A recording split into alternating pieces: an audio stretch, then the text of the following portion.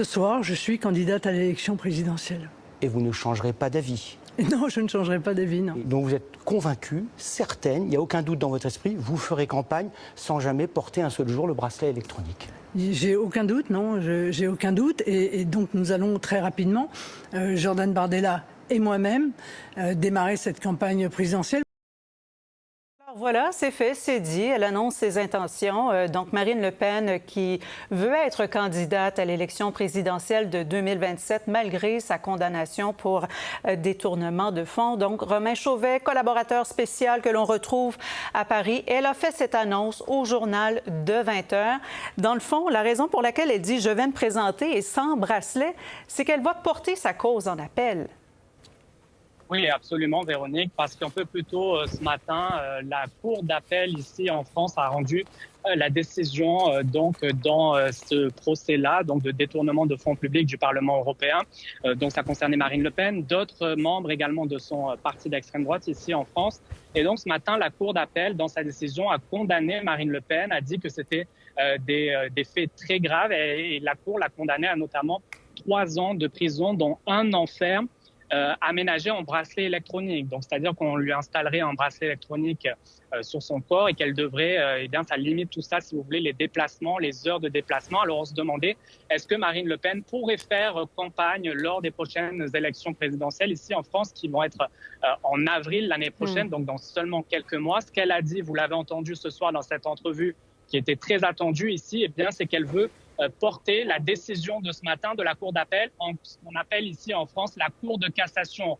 En fait, Véronique, c'est une sorte de tribunal qui a une plus grande autorité que la Cour d'appel et donc qui pourrait renverser la décision qui a été rendue ce matin. Mais reste à voir quand Marine Le Pen va déposer cette demande et combien de temps ça prendra également d'étudier cette demande-là. Mais ce qu'a dit ce soir Marine Le Pen, c'est qu'elle a la conviction que lorsqu'elle va déposer cette demande-là, ça suspendra la sentence, la condamnation de ce matin, et donc elle n'aura pas apporté ce bracelet électronique, et donc que la campagne présidentielle pourra se faire de façon avec de la liberté. Donc c'est ce qu'elle a dit ce soir. Mais parlez-nous un peu des accusations au départ pour lesquelles elle se trouvait devant le tribunal. Cette condamnation, elle était déjà en cour d'appel aujourd'hui.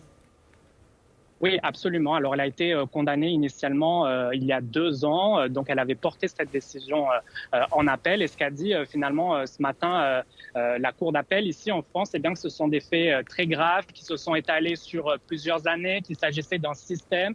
Ce qu'on lui reproche et qu'on l'accuse, en fait, c'est d'avoir utilisé des fonds publics du Parlement européen lorsqu'elle siégeait au Parlement européen, et d'avoir utilisé ces fonds-là pour rémunérer des gens au sein de son parti qui s'appelait à l'époque le Front National. Désormais, c'est le Rassemblement National ici en France. Et donc, finalement, avec ces fonds-là, d'avoir rémunéré des gens au sein de son parti, chose qui n'est pas légale. On doit l'utiliser seulement en lien avec le Parlement européen.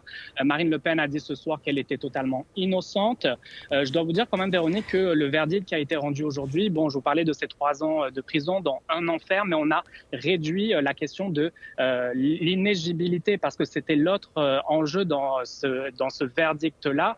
Marine Le Pen a été condamnée il y a 2 ans à 5 ans d'inéligibilité. Ça la rendait tout simplement impossible d'être candidate aux prochaines élections présidentielles. Finalement, on a réduit cette durée-là d'inéligibilité. Elle a déjà été purgée parce que cette condamnation, c'est assez complexe, mais rétroactive à la condamnation d'il y a 2 ans. Oui. Donc, c'est vraiment la question du bracelet électronique. Parce qu'imaginez, Véronique, comment faire campagne avec un bracelet électronique. Il y a des heures de sortie, d'entrée de son domicile. On doit se déplacer un peu partout en France, parfois à l'étranger. Alors, c'était vraiment la préoccupation aujourd'hui, d'autant plus que pas plus tard que la semaine dernière, Marine Le Pen avait déjà dit qu'elle ne pourrait pas être candidate, faire campagne si on l'a condamnée avec ce bracelet électronique. Exact. Donc, on pensait que peut-être elle aurait laissé sa place à Jordan Bardella. Ce n'est pas nécessairement le cas. Là. Maintenant, elle parle plutôt d'un duo là, avec lui. Quelle réaction tout ça, ça suscite en France? Oui, alors elle parle effectivement de ce duo, un ticket gagnant, elle a dit. Donc, elle comme présidente de la République ici en France et Jordan Bardella comme Premier ministre. Elle dit que bien tout ça, ça a été une épreuve pour les deux, mais ça les a renforcés, ça a renforcé la cohésion au sein de son parti. Alors, je vous dirais, Véronique, qu'au cours de la journée, j'ai parlé à plusieurs Français ici. Je vous dirais que les avis sont très divisés. Il y a des gens, évidemment, qui sont des partisans de ce parti-là, qui nous disent écoutez, que ce soit Marine Le Pen, Jordan Bardella, un autre candidat, quoi qu'il en soit, on votera pour ce parti-là aux prochaines élections présidentielles. On veut du changement. Et puis, il y avait d'autres gens, certains qui auparavant ont voté pour ce parti-là, qui nous disaient, écoutez, on va voir dans les prochains mois quelles seront les autres options, les autres candidats dans les autres partis. Alors, vous voyez, c'est un petit peu à double tranchant. Et c'est ce que nous disaient les analystes tout au long de la journée. Ça pourrait à la fois renforcer le parti, renforcer Marine Le Pen, qui se dit victime d'un système de la justice qui serait influencée, selon elle, par d'autres partis politiques. Et dans le cas inverse, ça pourrait également la fragiliser, parce qu'il y a des gens qui me disaient aujourd'hui, écoutez, on ne peut pas voter pour quelqu'un qui est condamné, qui a détourné des fonds publics. Alors, vous voyez tout type de réaction, Véronique, et on est seulement à quelques mois des prochaines élections présidentielles ici en France, élections dans lesquelles je vous rappelle que le président actuel en France, Emmanuel Macron, ne peut pas se représenter. Alors, vous voyez que tous les scénarios sont possibles et toutes les options ici s'ouvrent pour l'avenir de politique ici en France. Voilà qui est beaucoup plus clair. Romain Chauvin, on vous retrouvait à Paris. On vous remercie beaucoup. Avec Bonne fin de plaisir. soirée. Au revoir.